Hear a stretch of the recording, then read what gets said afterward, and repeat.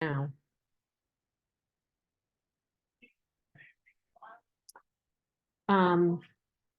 Next, I get the distinct pleasure of introducing our group that is presenting tonight. And so first off, you're going to get to hear from Mary Stites, who is the staff attorney at Northwest Environmental Defense Center, one of our really key and important partners often in our work. And she's going to be able to take us through the background understanding, basically 101 of what a LUBA appeal is, or LUBA itself is. And then we're going to hear from the Crag team of associates who are going to speak a little bit more specifically about the LUBA appeal that they represented Neighbors for Clean Air, NEDC, and Thousand Friends of Oregon on regarding the city of Portland's decision on the Argay Terrace ProLogis distribution center permit. So without further ado, I'd like to hand it over to Mary and let her get us started. I guess I'm in control of the slideshow. So I guess we're starting with introductions. Again, Mary's going to do the background. This is sort of our agenda for the night. And then we will have a chance for question and answers at the end. I want to also say that regarding questions and answers, what we're asking for, if you'll notice, I muted you all when you came in. And what we'd like to do is take the questions in the chat, and then we will take as many as we can. But when we capture them in the chat, that in case we don't get to your question, we can follow up later and make sure we get back to you with an answer. So if we're ready to go, Mary, take it away. Oh, these are the organizations, sorry, tonight that are part of this, sorry. Your Thousand Friends of Oregon, Crag Law Center, NEDC, and Neighbors for Clean Air. And our local neighborhood associations that are with us tonight are Argay Terrace Neighborhood Association, Park Rose, and Park Rose Argay Opportunity Coalition. So they're all with us tonight, and they are your local contacts. In case you have not gotten involved in this at your neighborhood level, please get in touch with these neighborhood associations. So now, Mary. Awesome. Thank you, Mary. And for those who don't know me, my name's Mary Stites. I use she, her pronouns, and I, as Mary said, I'm the staff attorney with NEDC, which stands for the Northwest Environmental Defense Center. And we work with NCA and Crag and Thousand Friends quite a bit. We are just a kind of general conservation organization that does all kinds of legal work throughout the Pacific Northwest: water quality, air quality, species protection.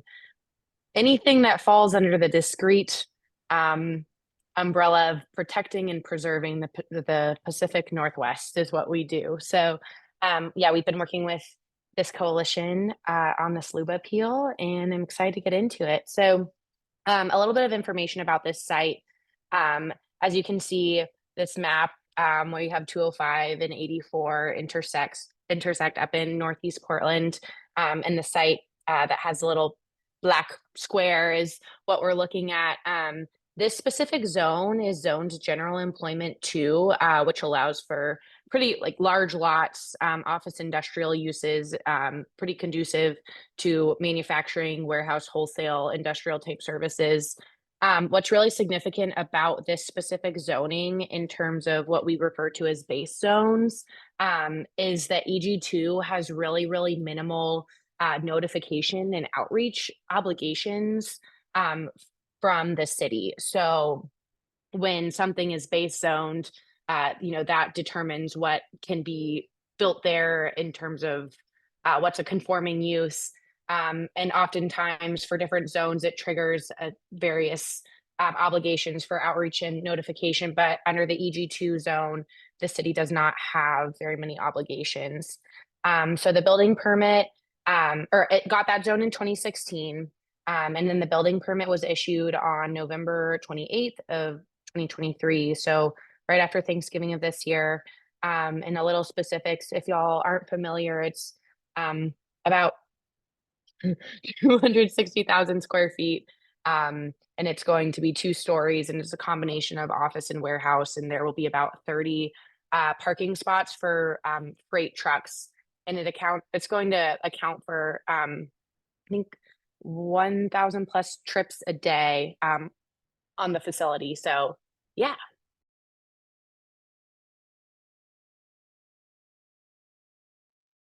Um, Hi, everyone. I am Eric Riston. I am associate attorney at Crag Law Center. Rebecca, who is also on this call and will be speaking later, is another associate attorney at Crag. We are a nonprofit that gives free and low-cost legal services to folks throughout the Pacific Northwest to protect their communities and natural legacy. And we are representing some of the organizations here in the appeal of this permit to LUBA. And that's kind of what I'm going to start talking about here. First off with what is LUBA? LUBA, or the Land Use Board of Appeals, is a special forum that was created by the state to challenge land use decisions that are made by local governments. And that term, land use decisions, is a bit of a term of art that I'm going to talk about a little bit later when we talk about the specifics in this case. But, quickly, some examples of those land use decisions that get appealed to LUBA are some things that you all might already be familiar with, like comprehensive plan changes, zoning changes, conditional use permits, variances, and rural land divisions, among other decisions that local governments make. The kind of purpose of LUBA is to be a decision maker that's focused just on land use and can review these decisions as they're made by local governments for specific errors in the decision making and make sure that the statewide planning goals as well as local regulations are being enforced and applied correctly. LUBA is not a traditional court. It's outside of the state court system. And it's composed of 3 attorneys or board members who are each appointed by the governor and confirmed by the Senate. Individuals are allowed to appear at LUBA without an attorney, and LUBA orders the decisions that they ultimately make on a case can be appealed afterwards to the Oregon Court of Appeals. I'll pass it back to Mary. Thanks, Eric. So this is a kind of brief overview of what we call the procedural posture in the LUBA jurisdiction. So as Eric alluded to, it's its own court system and it has its own rules for filings and whatnot. So this is kind of the general timeline that we're working with. So we had 21 days to file the notice of intent to appeal when the building permit issued. So as we said earlier, November 28th was the day that the permit was issued. So we had 21 days after that. I'll let y'all do the math on what day we filed. I can't quite remember, but that's what started the process.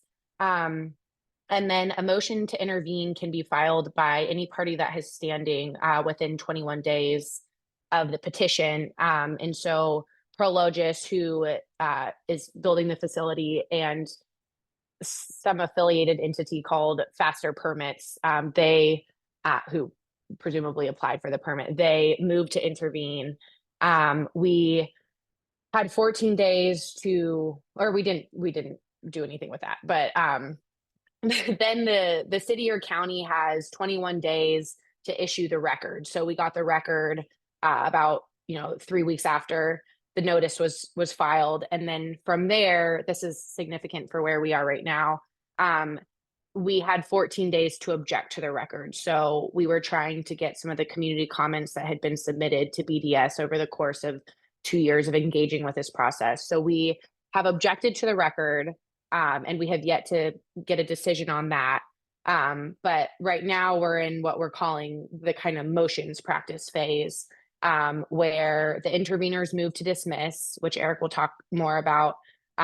we obviously responded and objected to that motion submitted by the interveners. And LUBA has issued a stay, which is basically like a pause, to basically say that they're going to resolve the issue of the record, aka if the community comments get considered in our case, and other issues until they resolve the motion to dismiss, which is what what interveners filed and we responded to last week. So that's kind of where we're at right now. And then if we survive the motion to dismiss, which we're hoping we do, then, you know, they'll resolve the record issue, and we'll file our opening briefs. From there, the opening briefs, that brings you to essentially step 7. We have 21 days to do that. From there, the respondents, aka the city, and intervener, they'll have 3 weeks, 21 days to respond to our opening brief. And from there, we'll have 7 days to respond to their opening brief. I know that was kind of a lot, and where we're at in our case is not necessarily the most conventional, I guess, path forward. Like sometimes the record objections come at a different time, and sometimes the jurisdictional motion to dismiss comes at a different time. So if y'all have questions on that and all the other ways it can play out, let me know. I know it can be quite confusing, but all in all, this process moves pretty quickly. You usually get about 3 weeks for your opening brief and 14 days to respond to everything else.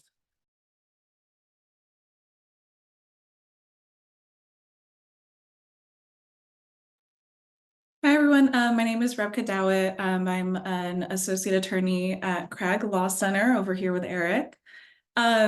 So to kind of explain why we have LUBA in the first place, among other reasons, but most pertinent to here is because we don't have a state level Environmental Policy Act in Oregon.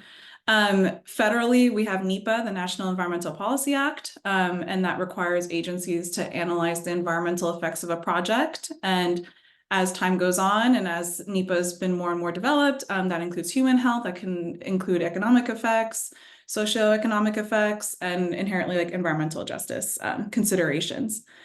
So we have that on the federal level, and our neighbors in California and Washington have their own versions of NEPA, which allows them to look at more localized projects that don't have federal funding or aren't a federal project itself, to look at these kind of different intersectional issues alongside environmental issues.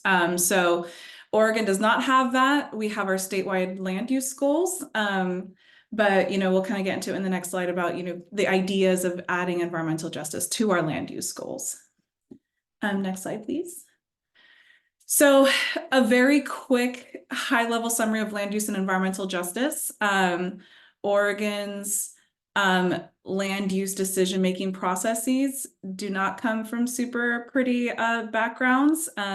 Oregon and much of the United States has a history of redlining, which was the government practice of determining which neighborhoods were bad investments, contributes to how many of our different ethnicities are housed today. We had racially restrictive covenants, which were legal clauses in deeds restricting who could own or live in a property based on race. There was exclusionary zoning, which would also be used to forbid certain folks like BIPOC folks, low-income folks from living in certain areas. And these all, while they're now outlawed and they're unenforceable, they have lingering effects today. So as you see in this picture to your right-hand side, you can see a correlation between areas that are darker are those with higher concentrations of POC folks in Portland, Oregon. And the little orange squares are top 10 emitting facilities, and the little dots are just emitting facilities. So there is a very clear correlation between, yeah. So there is a correlation, shocker, in this state about race, housing, industrial siting, And we've had bills that have attempted to remedy these in the Oregon legislature. We had HB 2488 in 2021 and HB 3217 in 2023. And those ideally would have incorporated principles of environmental justice into our land use decision-making processes so that in a situation like this, we would be able to push back with some EJ considerations during land use decision-making processes. So keep an eye out on your legislative processes, folks. We're trying our best.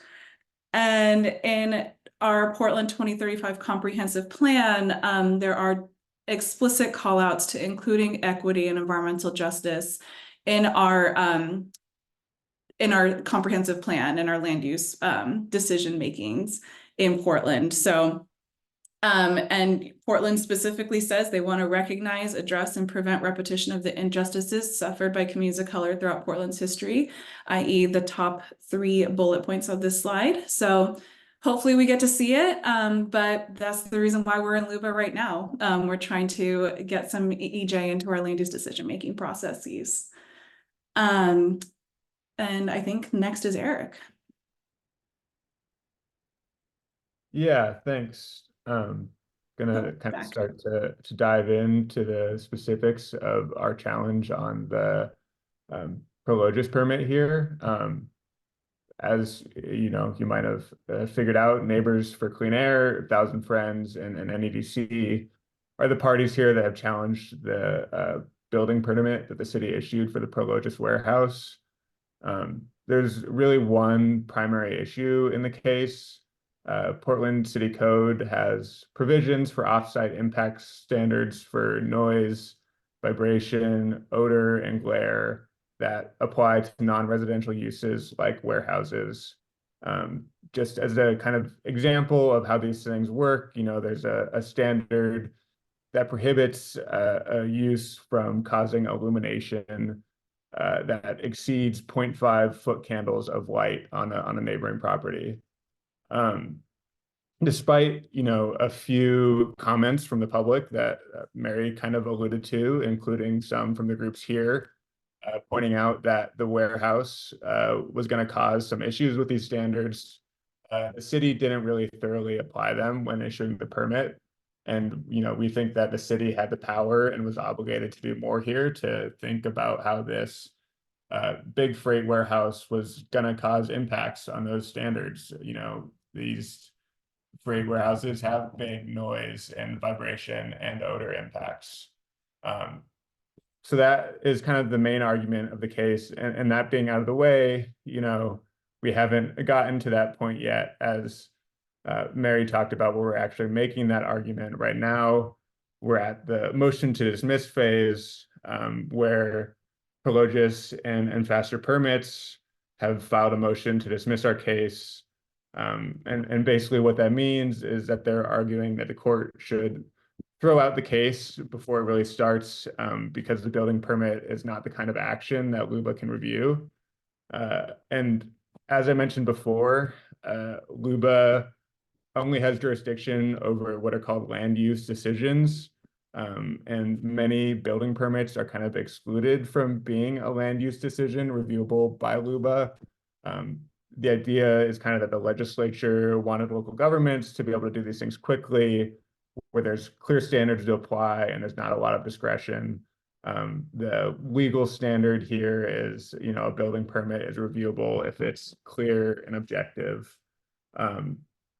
We are arguing in our response that the offsite impact standards here weren't clear and objective in how and when they applied, and that kind of ambiguity should take the decision outside of that exception and allow LUBA to review it. As Mary talked about, we sent that response to LUBA, so that's where we're at, currently waiting to hear back from them on that. And, you know, they'll either dismiss the case or agree with us, and the case will move forward, in which case, you know, we get to the record objection that we filed that is currently paused pending that motion to dismiss. But if we survive, we'll move on to that record objection where we're arguing that those public comments, you know, especially the ones where we brought up issues with those offsite impact standards should have, or in the community brought up those impacts with the offsite impact standards that those should have been included in the record. That record is something that the city was obligated to compile. And it's supposed to be, you know, the materials the decision maker reviewed in making the decision, as well as the decision. And yeah, they submitted that in the beginning of the case and didn't include any of those public comments. Moving on to the kind of timeline of where the case could go. Like Mary said, LUBA moves pretty fast. We should have a final decision within the year. A decision on the motion to dismiss we should have in the next couple of months, and we'll know where we're going from there. But if we survive that motion, like I mentioned, the next step will be the record, and then once that record objection is settled, we'll get to briefing on the merits, and ultimately the final decision in the case should come from 77 days within when the record is settled. So it should happen pretty fast. Yeah, I think I'm passing it back to Mary Pevedo now.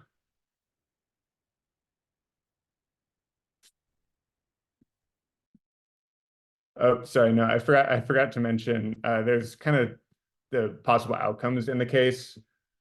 There are two possible outcomes that, just to kind of give you a scope of what to expect. You know, either LUBA disagrees with us and they're going to affirm the grant of the permit here, or if they agree with us that the city should have applied the offsite impact standards more thoroughly, ultimately they're going to remand the permit back to BDS that Mary's going to talk about here in a second to do some more offsite impacts analysis.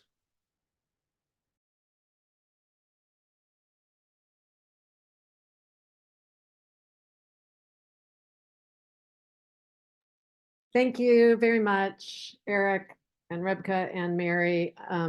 We are so grateful for your work on this. We're so grateful for the partnership of Thousand Friends and NEDC and the great work of Crag. So I didn't do an intro. Sorry, Mary Peveto. I'm the Executive Director of Neighbors for Clean Air, or Co-Director of Neighbors for Clean Air. Our other co-director, Nikisha Nathan, is with us, and she's going to be handling the Q&A. But before we kind of get there, one of the things, I mean, this LUBA appeal, I think what's really, really important for anybody who's joining us tonight that hasn't necessarily been tracking or seeing this work or is somewhat new to this, this was not, you know, the first thing out of the gates. We were reached out, the folks from Argay Terrace and the neighborhood associations reached out to us almost 2 years ago. And that was when we started convening meetings with folks like NEDC and Crag and Thousand Friends to start trying to troubleshoot what could we do for this neighborhood who was facing this really problematic decision from the city. And I will tell you, in over 13, almost 14 years now on doing just the air quality work, I feel like I was hearing the same things from the city that I've heard for almost 14 years from the Department of Environmental Quality, where air pollution is nearly 100% legal in our state. And so when you try and address an egregious problem of air pollution, you know, hearing the same answers often that the neighborhood was hearing from the city on this, which is our hands are tied. We can't do anything about it. So I wanted to put some context around this appeal and this legal action, because again, it wasn't a first, you know, decision or choice by the community. It really has become, after a lengthy attempt to and a voluminous communication that folks from the community have had with the city about this decision for the last 2 years. And so what we're offering tonight is also, these are the key decision makers currently at the City of Portland. Commissioner Carmen Rubio is the head as an elected official still under our current structure of governance at the city. She is the Bureau of Development Services is under her charge. So she has tremendous role and tremendous amount of influence on this. And then the Bureau of Development Services, the former director just retired, but the interim director, David Kuhnhausen, this is where the decisions, these are the leaders who are making the decisions. And we encourage you all to reach out to them and send the message that we understand you have felt your hands are tied, and this appeal is your chance. It's our help you help us. We hope that the city will not fight this appeal, with significant amount of resources. And we hope that, in the end, that they will see this as the opportunity to untie their hands on a really problematic decision. So we just encourage anybody who's joining us tonight to reach out and send a message to the city about how you want to see them to use every amount of their discretion to untie their hands and to consider the problem of this decision that it is posing for the community. And to Rebecca's point, it's posing against their own ideals of justice, equity, and climate goals that they have for the city. So with that, we're going to, all of our contacts are available to all of you, so you can also reach out to us. We will make this recording available, and we want to get to your questions. If you have any questions from anything you've heard, please put them in the chat. And I would like to stop sharing and invite Nikisha to sort of join us in our group here. I'm looking for you, Nikisha, so I could pin you to the top and let you get to any of the questions that that we have. And you're on mute. I am, as always. So good evening, everyone. I'm Nikisha Nathan, co-executive director of Neighbors for Clean Air. And at the moment, we have one question to put the emails in the chat, and they are in the chat because of how computers, computer language works. There's a lot of squiggles in there. So we will work on getting those emails back in the chat in a way that's a little easier to copy and paste.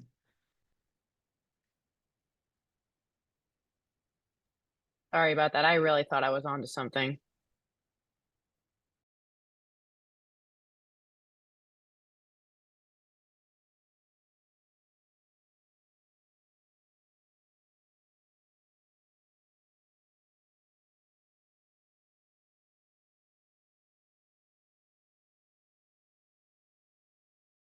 Okay, I see another question from Jamie.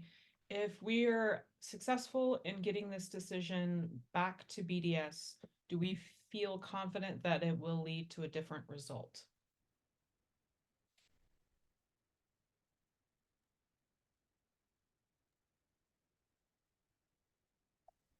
I can speak a little bit towards this, and anyone can jump in. Yeah, as Eric articulated, remand is kind of what a win would look like. And hopefully a big part of this too is like having a court either require the city to fully flesh out what their code means so that we have some sort of understanding of what it means to be empowered, what it means to apply offsite impacts.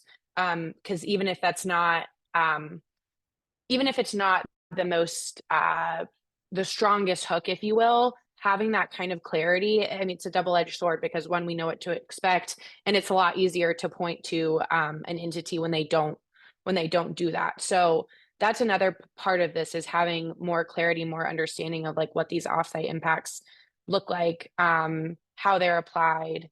And right now that code, it just doesn't really have those super concrete provisions.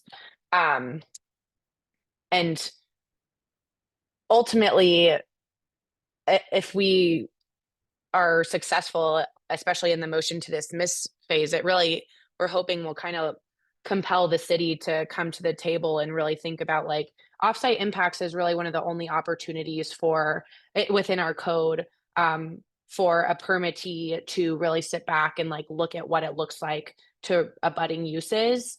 And so kind of, talking about what diesel odor is, what the impacts of higher levels of traffic are, and like really having more substantive conversations that go just beyond like offsite lighting. But like, yeah, odor being all encompassing of diesel, which opens the gates to discussion of traffic and XYZ. Rebecca, Eric, do y'all want to weigh in more on that? I don't Yeah. think I have Oh, sorry, Eric. I saw you. a great answer. Oop, go ahead, Rebecca. Yeah. I was gonna say, Mary, you hit the nail on the head.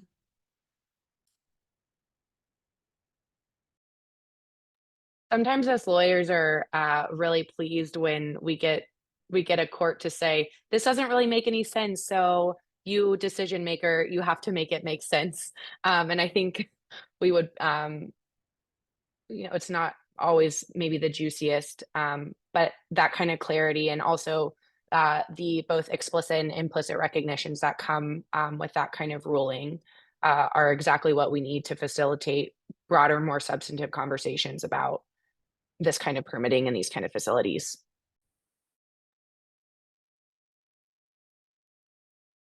Okay, we got another question. How confident are we that the LUBA will intervene? So I think an opportunity to provide a little clarification about the intervening parties.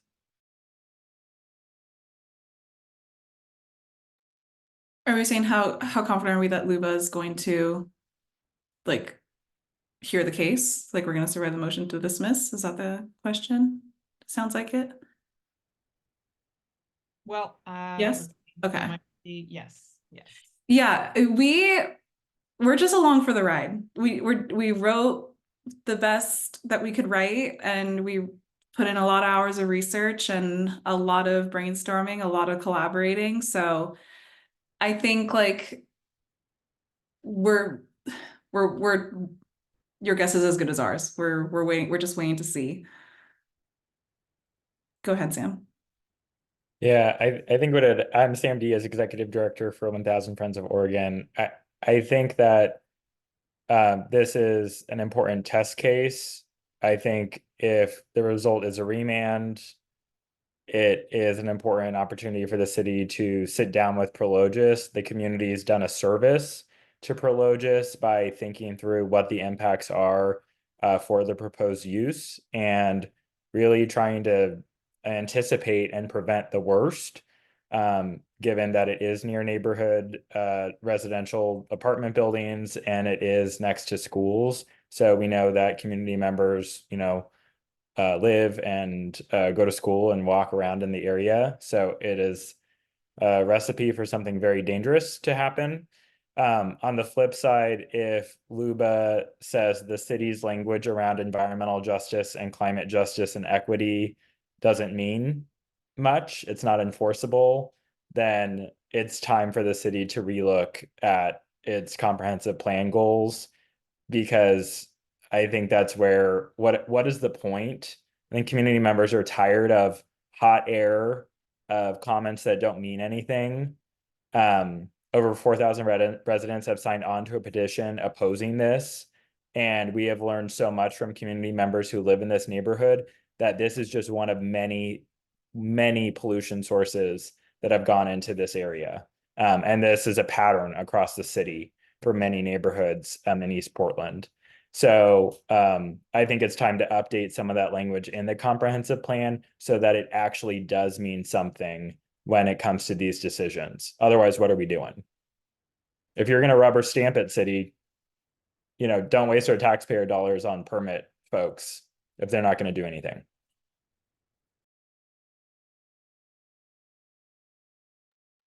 And this is why we love our clients to talk, because our clients can say, really amazing things to explain a little bit further. All right, so we've got another question. If we lose this appeal, is this it? Do we have any more to give us hope?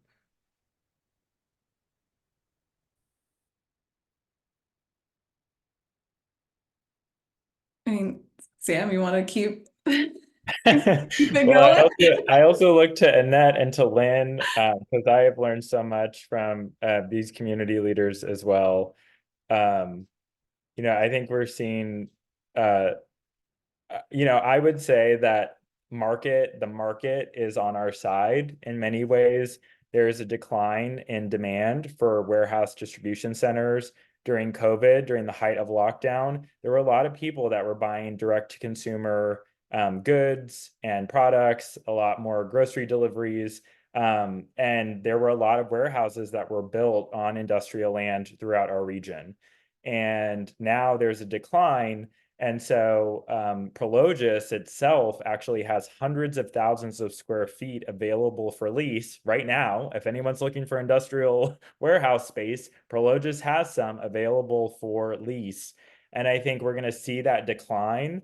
And so this isn't about preventing amazing jobs or economic development in the city. This is really being proactive and strategic about the market conditions. And so I would say that our neighbor to the north, City of Vancouver, adopted a moratorium on warehouse development for over a year.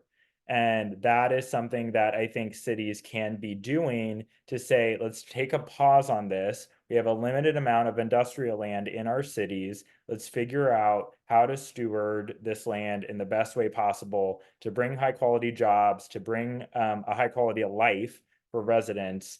And so I do think we're seeing other jurisdictions be more strategic and be more proactive. And so I would say that there have been some initial conversations that give me hope, but really my hope comes from community leaders like Annette, like Lynn, like Bradley, like so many who are saying enough. This is enough. We have to stop this pattern. We have to improve upon it. Mary.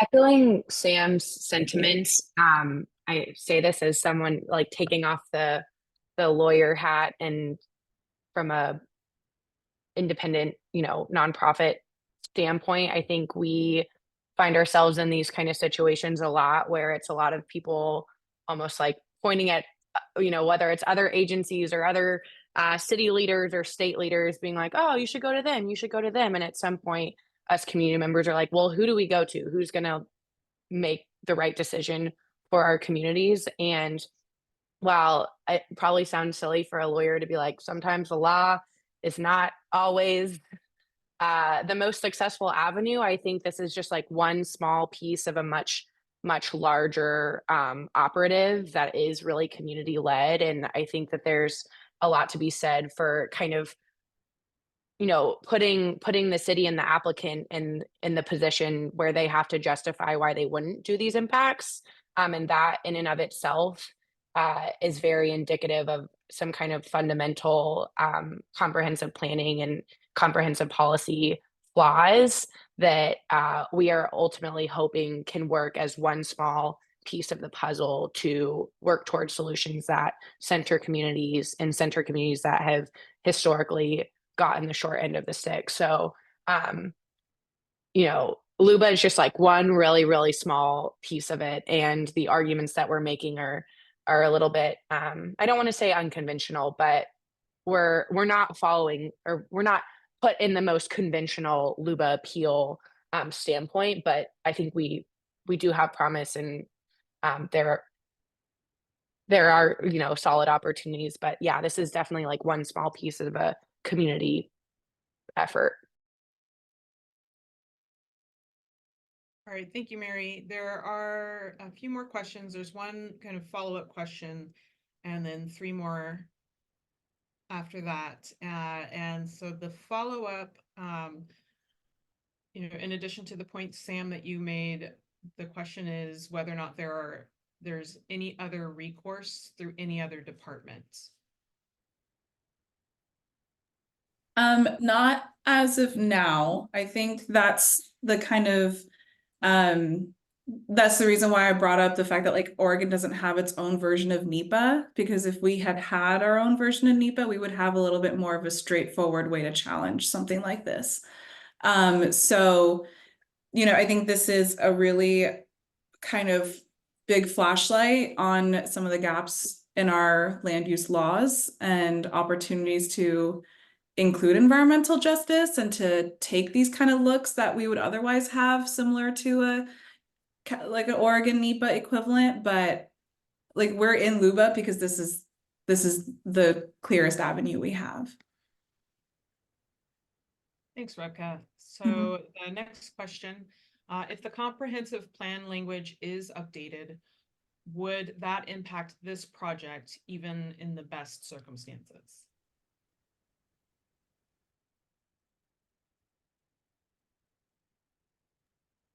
I think that's a tough question, and like there's a lot of layers to that with the like timeline and the like different ways that the city could go about that. I'll say, and others can add if they have anything, is that if we survive the motion to dismiss, and if we win on the merits and LUBA remands this decision, then the permit will be vacated, and the city will be able to take another look at the permit. ProLogis won't have a permit. That doesn't answer the specific question, but it is to say that things could be opened up. Great, thank you, Eric.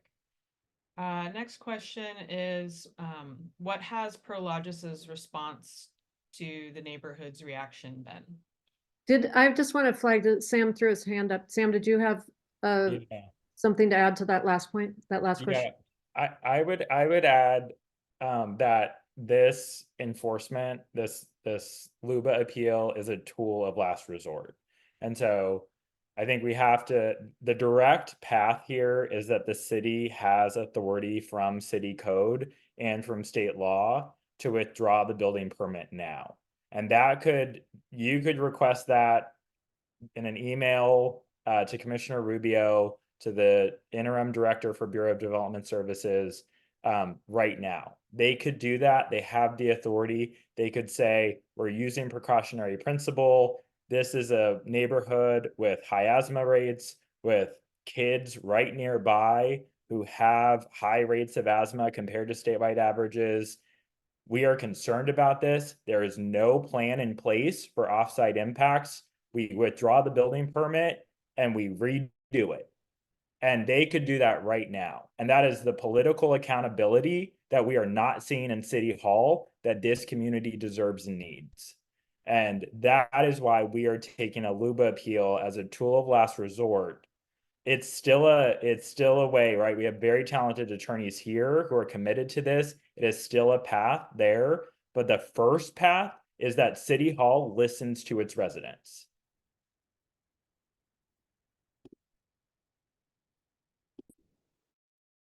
And I'm not angry at anyone here. I get people who know in the work group know I get worked up like this. So sorry. And I know I just dropped those emails from the slide presentation into the chat. So if people are looking for the emails, but Nikisha, not to jump on you, but Tippy also asked for sample email language. So maybe we can go back, capture what Sam said, and in our follow-up, we'll provide a version of what Sam just suggested. All right, great, thank you. And always appreciate the appropriate expression of anger. So the question that I followed up with or provided a moment ago, I'll ask again. It is, what has ProLogis's response been to the neighborhood's reaction?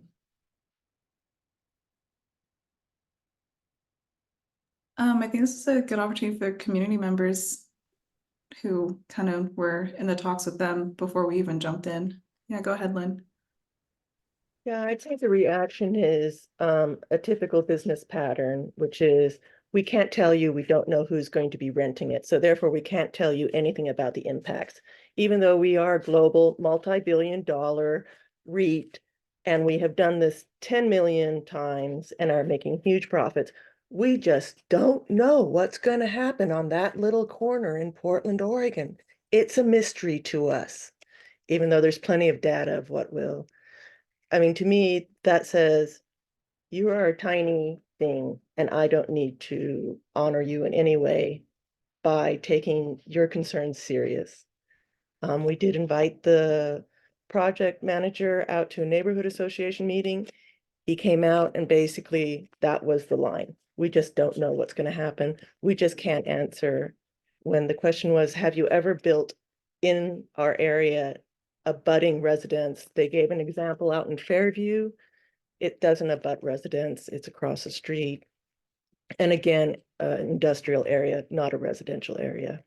So that has been the response from ProLogis itself, at least as far as the Argay Terrace Neighborhood Association. Hi, everyone. It's Michael here from the district, Park Road School District. I wanted to add to Lynn's comments. We have been approached by ProLogis to have discussions about a good neighbor agreement, and our school board and myself have held off on that discussion, obviously, because we want to be in community with our neighborhoods. They have stopped reaching out since we said that we didn't want to have the conversation unless the community was involved around how the site would be used, because obviously they're just looking at I guess my opinion is that they're looking at opportunities to show wins in the community. We met, our school board and myself met with Commissioner Rubio's office, including Commissioner Rubio, about a week and a half ago, and we did make a specific request to pull the permit.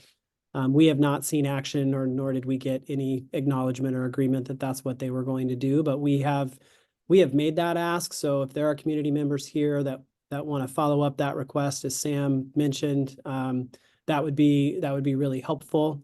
Our students tomorrow are doing a big action research project fair that a lot of it is based on what's happening across the street, because as Lynn shared, they can't share any examples of where they've built next to a school. And, you know, obviously that's our deepest concern, is that it's right across the street from our athletic fields in Park Rose High School.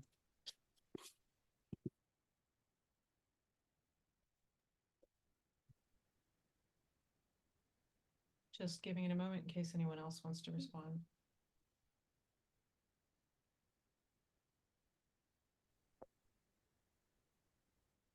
And I wanted to maybe just add as well to Sam's, you know, I think the pressure on the city and the people in charge of the city right now is really key. And I think that the decision is in their hands right now. And I don't want to be so fatalistic to press it out, but I want to acknowledge that we have two folks at least, and I apologize if I did not see anybody else that joined us that is either an elected official or one of the ones that has launched their campaign looking to be an elected official at the city of Portland. I know that I saw Candace Avalos and Steph Roth, who are both running for District 1. And so I also would encourage folks, this is a campaign season. We have current elected officials who are seeking higher office. Jamie Dunphy, yay. Thank you, Steph. So I would also encourage folks to be showing up at campaign events and or just sending notes to the folks who have expressed interest in representing you at the city, and making them understand your position on this and making them understand the community's concerns around this. I think that this is a really good time to also get our future elected officials better educated for the future changes that we need in the policies that we have around land use and our climate and equity goals. So I wanted to acknowledge that those folks are with us tonight. I really appreciate them coming to learn more about a really significant issue in their community. So just wanted to mention that too to folks.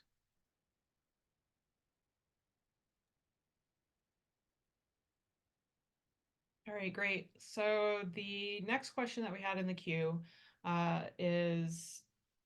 concerns the economic opportunities analysis project, and I saw that Mary responded in the chat, but I'm gonna go ahead and read it. out loud for everyone else on our panel. Is there any aspect of this process that can or should inform the economic opportunity analysis project?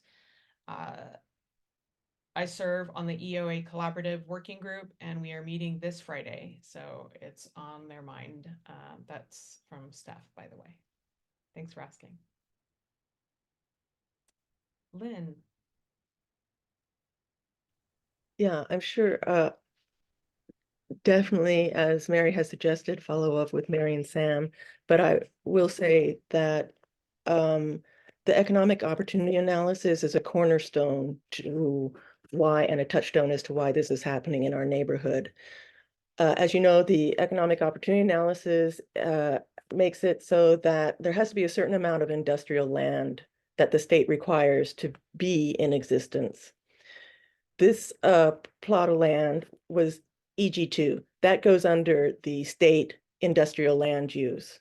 Now, you'll see in the draft economic opportunity analysis that was put together by the city that the committee is looking at now, you will see that under the classification of warehouses and transport, that provides, quote, good paying jobs for people who have a high school level degree.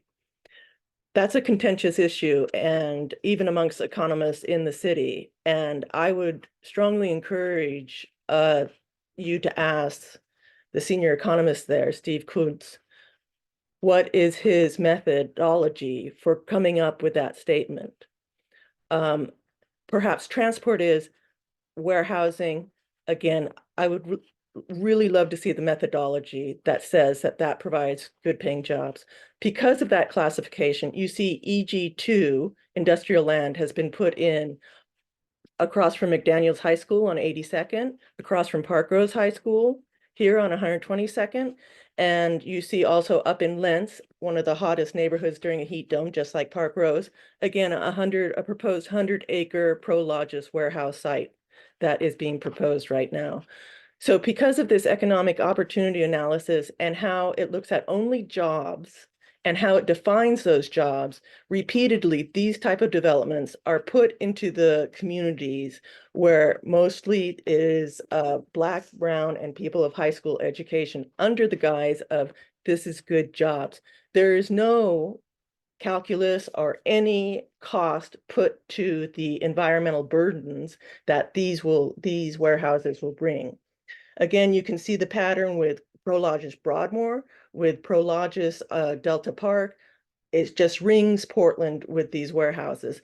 And you have to also ask yourself, is this the strongest economic engine to put into these acres of sites? Is this the best use that they come up with? The other element here is in that economic opportunity analysis draft that is sitting before you, you will see that he uses different cities to demonstrate how Portland is behind in transport jobs. One of those cities is Riverside, California, which is the Inland Empire. And if you look and see what the warehouses have brought to the Inland Empire in California, you will just see the impacts that they've brought to those communities. And you have to question, of all the cities that are of comparable sizes, why would one pick Riverside, California in that analysis? I would say that economic opportunity analysis is an exercise in having people look one direction while there's a whole nother direction that can be looked at, but the data is supporting us to look at only one direction. And that would be my thoughts on the economic opportunity analysis. But Steph, I strongly encourage you to reach out to Sam and Mary to get their opinions. Thanks, Lynn. Annette, please go ahead. Yeah, and then related to that, it would be good to get clarity on what do they mean, like specifically numbers, what do they mean by good paying jobs? Because we do rent assistance through Historic Park Rose, and 80% MFI is like $63,000 for an individual. And I know a lot of these warehouses pay much less than that, and yet they're considered good paying jobs. So whenever ProLogis is saying that, oh, we're bringing good paying jobs to the community, I disagree.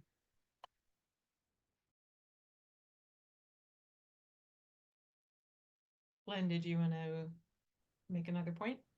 Yeah, I'll just add one more point. If you look to the BPOC outreach for the economic opportunity analysis that's going on now, and you look what community members said that they desire and wish, you will not see warehouses as part of that conversation.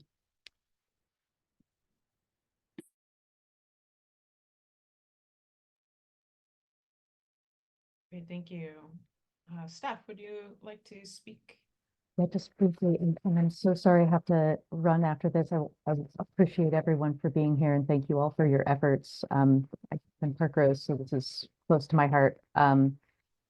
Just a note, Lynn, that's well taken, and we've been having that conversation as well. Like, especially if we're talking about warehouse jobs, which is the thing that has exploded for the reason that Sam has said around, around e-commerce, like what that actually means in terms of living to thriving wage jobs, because we need to separate those. So really appreciate you. Thank you. Thank you. And Sam, it looked like you jumped in the queue and then jumped out. Were you intending on saying something? Yeah, well, I don't want to block someone else's question. I would add, and I'll put in the chat here, if you are on the EOA work group, one of the things that the city of Eugene has done, thanks to Beyond Toxics advocacy, is create a proactive strategy that says if there is industrial land inside the city boundary, there's residential within a buffer zone, or that there's schools within a buffer zone, then there basically is an automatic protection checklist that you have to go through, and puts, I think, just makes clear, right? Brings certainty if you are a resident, if you are, a parent of a student or a student at a school, and also if you're the business, right? I think we're also doing a service to ProLogis by saying, look, we're looking out for you also in these conversations, because if you don't go forward, if you don't anticipate what the impacts are, and one of your operators is more likely than not going to hit a student, and then we're going to have a very, very terrible, heartbreaking conversation. And that's on you. And that is also on the city for allowing that to happen. So I think that is where some of the proactive instincts need to start kicking in at the city. And I really, it's always nice to look at what other cities in Oregon are doing. And so I think inviting the city of Eugene to an EOA meeting, getting the Bureau of Planning and Sustainability to say, hey, can you bring your colleagues from Eugene to that meeting to talk about how you did a public health protection zone on industrial lands, and could that work here in Portland? And maybe we customize it a little bit. But there's a win to be had when we have proactive zones like that. And it's not a yes or no, it's more of a how do we do this? How do we manage our city? So we're really set up for success in many ways.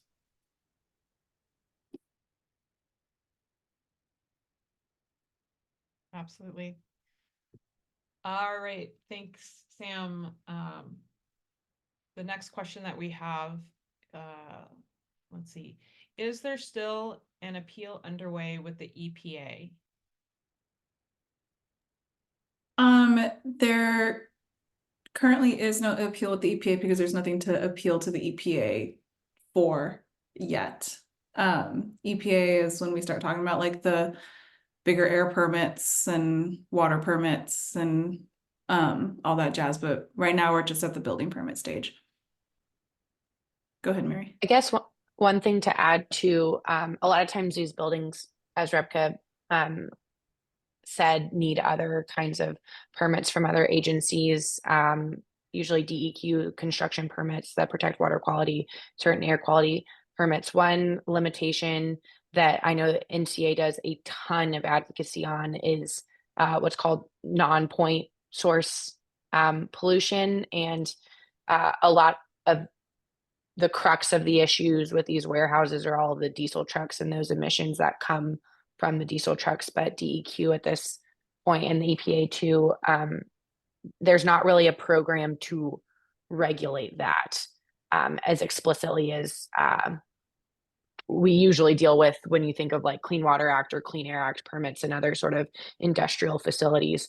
But that is a huge area of, policy advocacy. And I think hopefully brighter days are ahead in regulating those kinds of sources. But that's also part of this litigation too, is opening the door to talk about the cumulative impacts of these kinds of facilities that don't necessarily fall within the very square boxes that we have in our regulatory system today.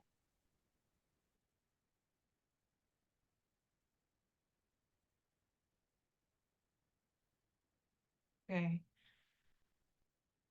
Thank you. Next question. I'm curious as to what Commissioner Rubio's response has been to these requests. Can we take this to City Hall meeting?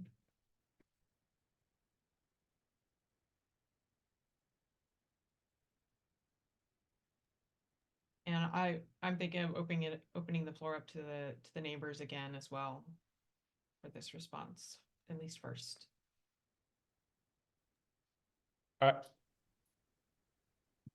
I'll chime in with a little. Well, I know superintendent shared the response which is no response from Commissioner Rubio's office on the official request to withdraw the building permit. So we have not. No one has received any response on this, and I will say that the quotes that we heard when the appeal was put down was, oh, we're working on a good neighbor agreement. And I would say that, Mary is far more expert in these. The end result of that sort of thing, of a good neighbor agreement, would be baked into a building permit. And so in order to really be official and for the city to be able to negotiate, to say, hey, you need to move your driveways, or you need to think through your demolition schedule, those terms would be, those terms would be in the building permit in order to be enforceable. So because the city issued the building permit, there are a lot of questions about, how this, what the timing is, and is this really an effort that is real and that is viable for community. So I think I would say I'm operating very cautiously on any talk of a good neighbor agreement without the building permit being pulled and without construction stopping at the site.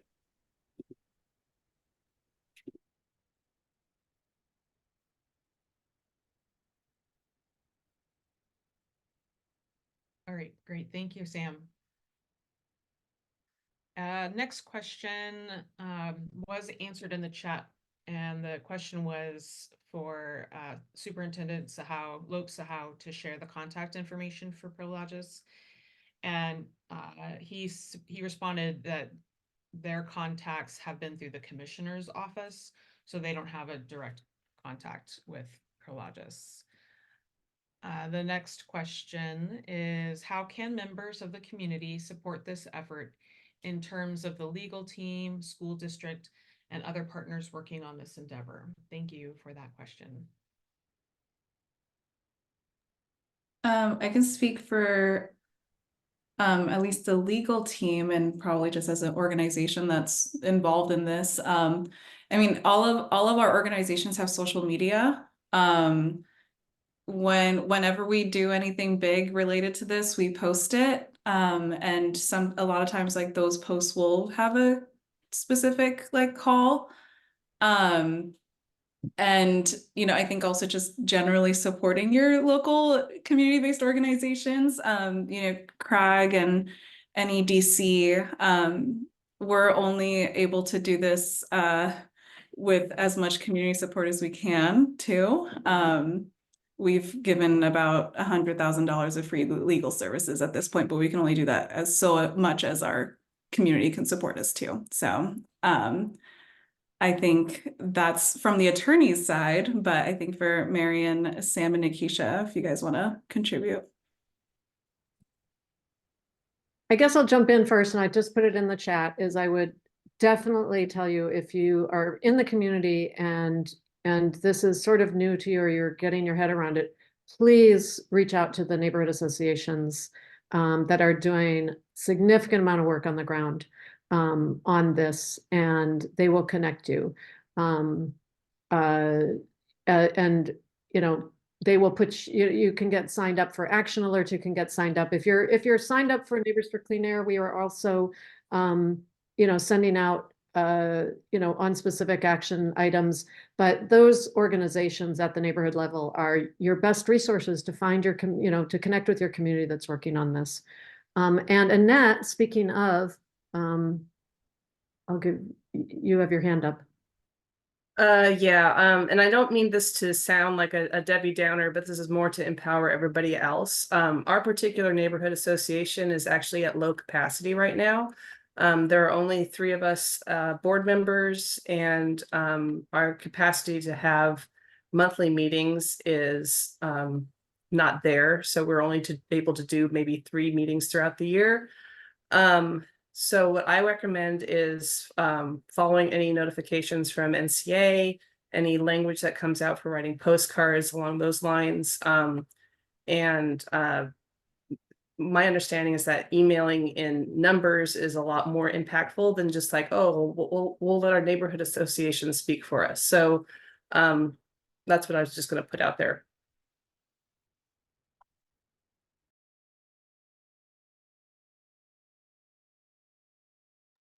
Lynn. I would second what Annette said.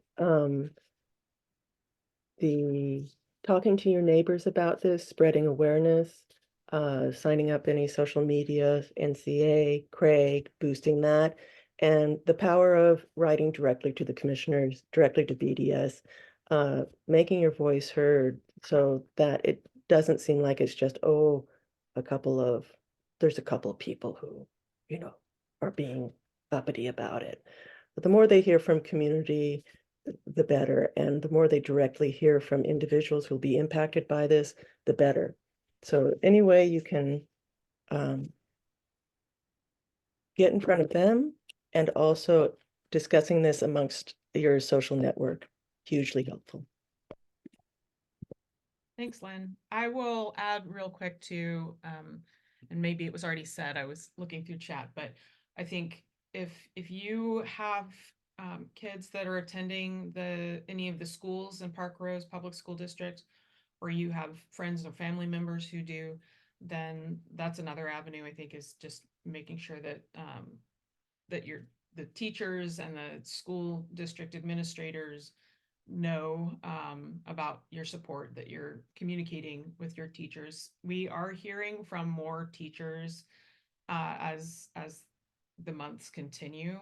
Somebody already mentioned that there's a environmental fair, environmental justice action fair tomorrow morning at 10 a.m. that we're going to be going to.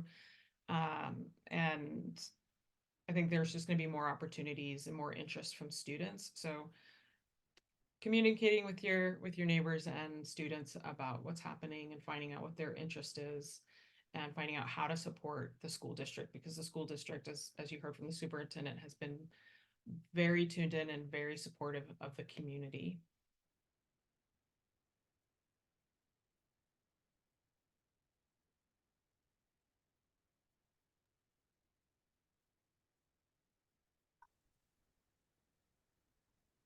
If that is the end of the questions in the chat, I think you have lots of ways to contact us, but also we have your email from your original sign up, and we will be sending out a follow-up and try and capture all the contacts and Tippy, I remember that you asked for some sample language, so we'll work on that.